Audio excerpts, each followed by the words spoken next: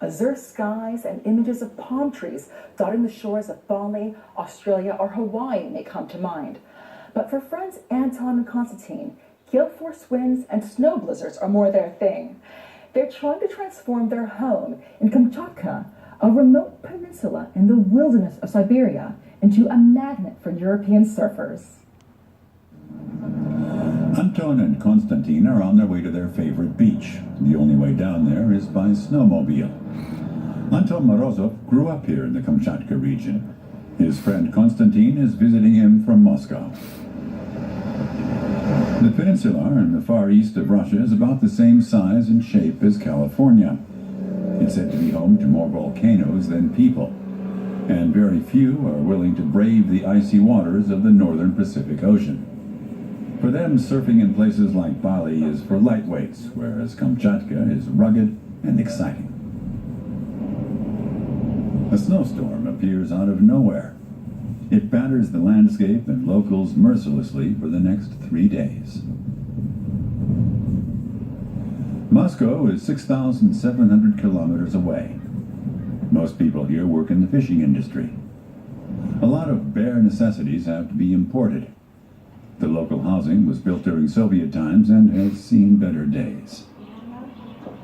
Anton's father used to work on a trawler. Another major employer in the region is the Russian military.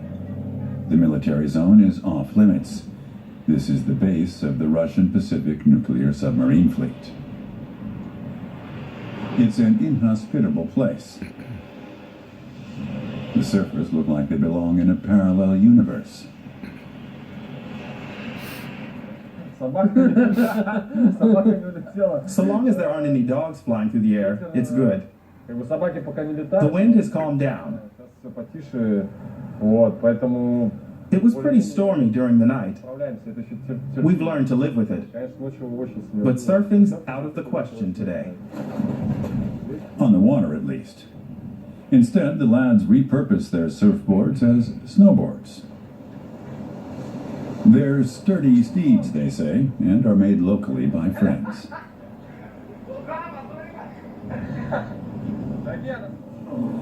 Anton and Konstantin want to see surfing become a major industry in Kamchatka. For the time being, locals think they're pretty crazy. But they have a vision.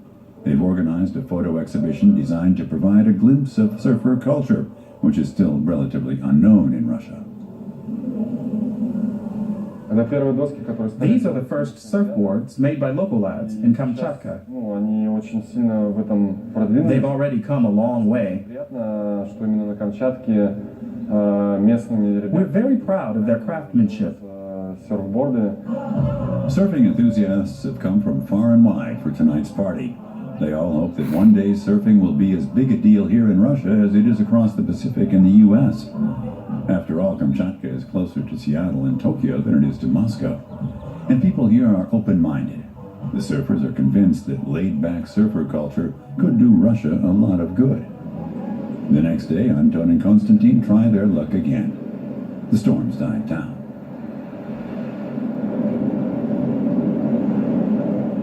It was years before Konstantin from Moscow dared venture into the chilly North Pacific. The outside temperature is minus 15 degrees Celsius. The water temperature hovers at about 1 degree plus. Thanks to the North Pacific Current, the Bering Sea hardly ever freezes. Anton has gone surfing when it was minus 22 degrees and the water measured minus 4. When it's that cold, the foam on the waves does freeze. You can hear it creaking, he tells us. He says surfing in those conditions is an incredible adrenaline kick. Only the most confident surfers are prepared to go in search of the perfect wave on the Bering Sea. Out there, you're on your own. The forces of the ocean are incredibly powerful. You use up a lot of energy fighting the current. Today, when I was trying to catch the waves, I could really feel the storm.